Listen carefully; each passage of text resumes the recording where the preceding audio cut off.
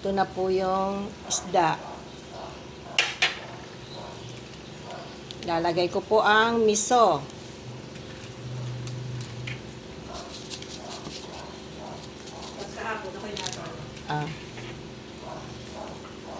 Ano?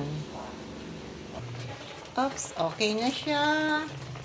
Lalagyan na lang natin siya ng konti lang po itong isda na nilagay ko. Kasi wala naman kakain kundi ako. Ako lang may gusto. Yan, nilagyan ko po ng ano bang tawag dito?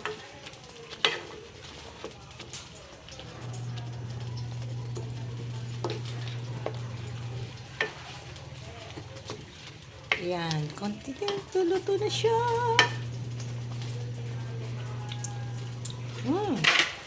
Talagang perfect silang dalawa magkambay. Sige po, babay na po. Luluto na po yan maya-maya. Bye! Luto ni Lola Sally.